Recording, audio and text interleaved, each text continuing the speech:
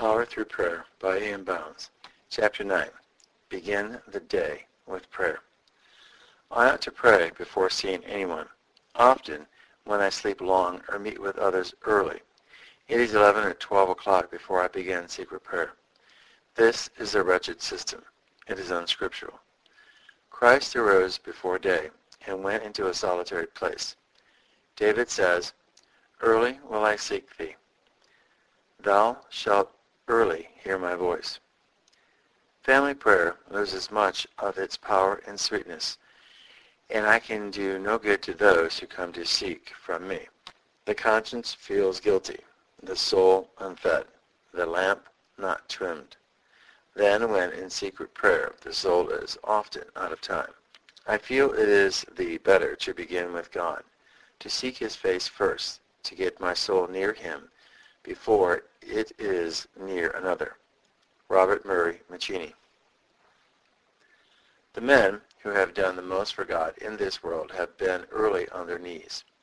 He who fritters away the early morning, its opportunity and freshness, in other pursuits than seeking God, will make poor headway seeking him the rest of the day.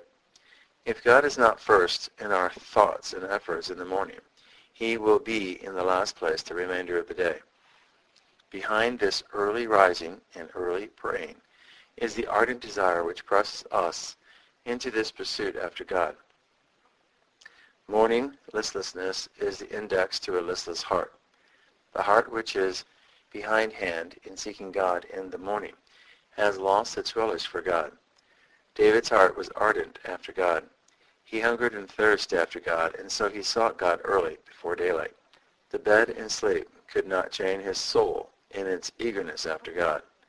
Christ longed for communion with God, and so, rising a great while before day, he would go out into the mountain to pray. The disciples, when fully awake and ashamed of their indulgency, would know where to find him. We might go through the list of men who have mightily impressed the world for God, and we would find them early after God. A desire for God, which cannot break the chains of sleep, is a weak thing and will do but little good for God after it has indulged itself fully.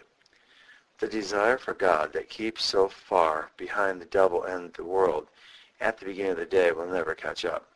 It is not simply the getting up that puts men to the front and makes them captain generals in God's host, but it is the ardent desire which stirs and breaks all self-indulgency chains. But the getting up gives vent, increase, and strength to the desire. If they had lain in bed and indulged themselves, the desire would have been quenched. The desire aroused them and put them on the stretch for God, and this heeding and acting on the call gave their faith its grasp on God, and gave to their hearts the sweetest and fullest revelation of God.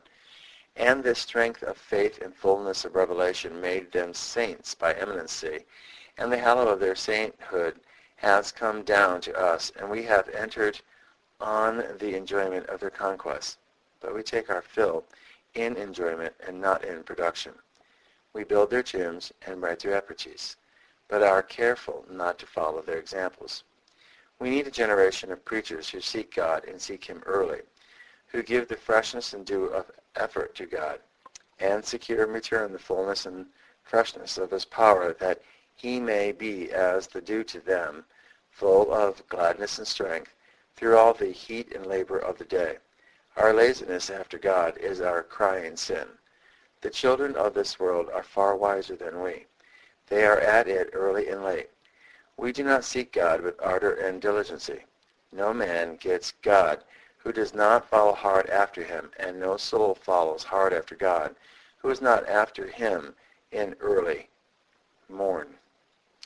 End of chapter 9, having been read by Peter John Parisius.